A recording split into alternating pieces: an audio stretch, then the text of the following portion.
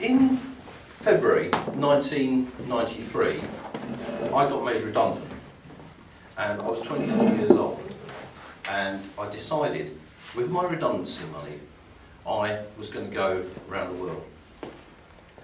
And in April 1993, I bought a one-way ticket to Melbourne, and this cost me 388 quid. And as part of the deal with this ticket, you were allowed to stop 3 places on the way.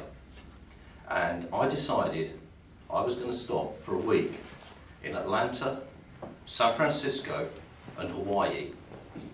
And this story is about what happened in Hawaii. I touched down at Honolulu Airport on the 20th of April, and I'd done a bit of background reading, and I wasn't really that interested in Honolulu. It just sounded like another big city. So I decided to fly on to another of the Hawaiian Islands, and I flew onto the island that's actually called Hawaii, which is the biggest island in the chain, and most people just call it the Big Island. And I flew into a place called Hilo. And at Hilo Airport, I went up to the desk. There was a tourist information desk there, and I said, "Where can I stay that's cheap?" And they said, "Here." And they handed me this leaflet, and this leaflet said, "Arnott's Lodge Backpackers Hostel." So I can't remember how I got there, but I went to Arnott's Lodge Backpackers Hostel in Hilo, and it was actually very, very nice. It was a very nice place. 2 great big buildings full of dormitory rooms for backpackers, and between these 2 was this courtyard, and in the courtyard there was lots of chairs, tables, plants, and it was full of travellers, backpackers, and they were all sat around chatting about travel tales, giving each other travel tips, and everybody was drinking Budweiser. It was a really great atmosphere at Arnott's Lodge.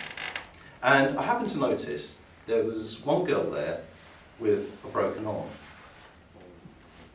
Now, Arnott's Lodge also ran a whole load of day trips out to the main tourist attractions on Hawaii itself. And the evening after I arrived, I decided to go on a trip to Mauna Loa, which is an erupting volcano in the middle of Hawaii. And Arnott's Lodge had a minibus. So everybody piled into this minibus, and we headed up this volcano. And after about 5 miles, we came to a fence in the middle of the road, just a temporary fence that somebody had put up to stop you going any further. And the guy driving the minibus was an Australian called Doug. And Doug stopped the minibus and said, "Right, let's get over the fence." So I said, "What? You know, hasn't the fence been put there for a reason?" He said, "No, don't worry about the fence. No, they're just being too safe. Anyway, you can't really see much from here." So we followed him on over the fence. We all climbed over the fence and walked out towards the erupting volcano, towards the molten lava. And I was just wearing a pair of hush puppies, and I noticed that my feet were getting hotter and hotter, and the shoes were getting stickier and stickier. And I said to Doug, "Are you sure this is all right?" And he said, "Yeah, I think it's all right. Yeah, this stuff went hard yesterday. You're okay."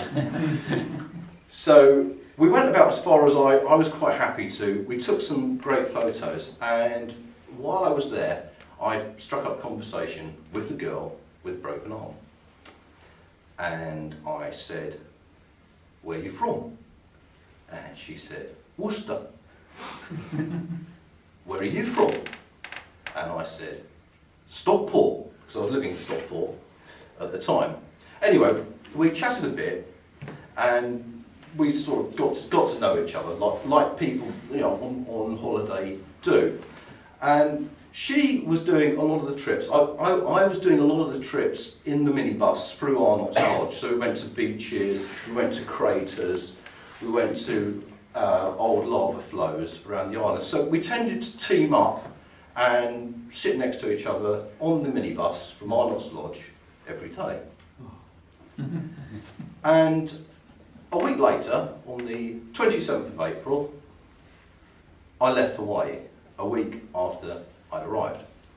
But before I left, I exchanged addresses with the girl with the broken arm. And I went on my way to Australia. And I spent a year living, working, and travelling around Australia. And then I went to New Zealand. And then I spent 4 or 5 months travelling through Asia. And a year and a half after I left Hawaii, I arrived home. The girl with the broken arm carried on to Los Angeles and across America back to the UK.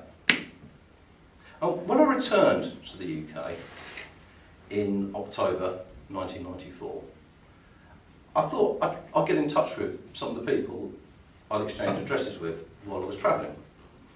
And with my Christmas cards that year, I wrote to quite a few and I met up with 1 or 2 of them. And I met up with the girl with the broken arm. And it took a bit of arranging because I was then living in Manchester and she was living in Hampshire. Anyway, we met up. And in April '95, and we get on very well. In fact, we've gone very well. Considering that we'd only met once 2 years before for 1 week, we've gone on very well indeed. And 5 years after that, we got married. So what's the point of this story? The point of this story is that 2 people were travelling around the world in opposite directions, and as they went across the Pacific Ocean, they stayed in exactly the same place for exactly the same week, and that changed their lives forever. Merry Christmas.